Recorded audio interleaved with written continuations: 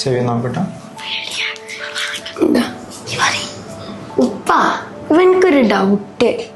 ഇവനക്ക് കഴിഞ്ഞിട്ട് ഞാൻ പറഞ്ഞു മതിയോ? കുഴപ്പമില്ല ഡോക്ടറെ, അവർക്ക് പറഞ്ഞു കൊടുത്തോളി, എനിക്കും മനസ്സിലാക്കാലോ. ഞാൻ മൂക്കി ചീനിട്ടപ്പോ ഇവിടെ ചെവി ഇങ്ങനെ അടിയുന്നുണ്ട്. ആണോ? നമ്മുടെ മൂക്കുണ്ടല്ലോ, നമ്മുടെ മൂക്കിന്റെ ഏറ്റവും ബാക്കില് ഒരു പൈപ്പ് നമ്മുടെ ചെവിയിലേക്ക് തലയോട്ടിന്റെ ഉള്ളിലൂടെ പോകുന്നുണ്ട്. നമ്മൾ മൂക്ക് ചീറ്റുന്ന സമയത്ത് ഈ പൈപ്പിലൂടെ കാറ്റ് നമ്മുടെ ചെവിയിലോട്ട് പോകും. നല്ല ഫോഴ്സിൽ കാറ്റ് ചെവിയിൽ എത്തുമ്പോഴാണ് നമുക്ക് ചെവി അടഞ്ഞ പോലെ തോന്നുന്നത്. അപ്പൊ ഈ ട്യൂബ് എന്തിനാണെന്നറിയോ?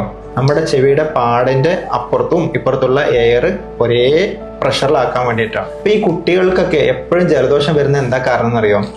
ഈ പൈപ്പ് ഉണ്ടല്ലോ, ഈ പൈപ്പ് നമ്മൾ വലിയ ആളുകളിലൊക്കെ ഇങ്ങനെ കുത്തനെയാണ്. അപ്പൊ പെട്ടെന്ന് മൂക്കിലെ പഴുപ്പൊന്നും ചെവിയിലേക്ക് കയറൂല.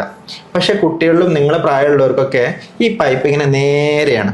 അപ്പൊ എന്ത് സംഭവിക്കും? മൂക്കിൽ ജലദോഷമോ വല്ലതും ഒക്കെ ഉണ്ടെങ്കിൽ ഈ ട്യൂബിലൂടെ കയറിയിട്ട് പെട്ടെന്ന് ചെവിയിലേക്ക് വരും.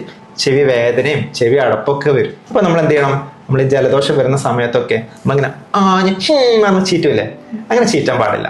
അപ്പൊ നമുക്ക് ജലദോഷത്തിന് കൂടെ ചെവിയിലേക്കും കൂടി പഴുപ്പ് വരും. നമ്മുടെ സൈനസ് എന്ന് പറഞ്ഞാൽ അറിയിക്കണം, അങ്ങോട്ടൊക്കെ പഴുപ്പ് പോകും. അപ്പൊ ജലദോഷമുള്ള സമയത്ത് ആവി പിടിക്കുക, തുള്ളിമരുന്ന് ഇട്ടിച്ച് മൂക്ക് തുറക്കുക കേട്ടോ. ഓക്കെ, എന്നാ ഇനി പോയി കളിച്ചോളൂ.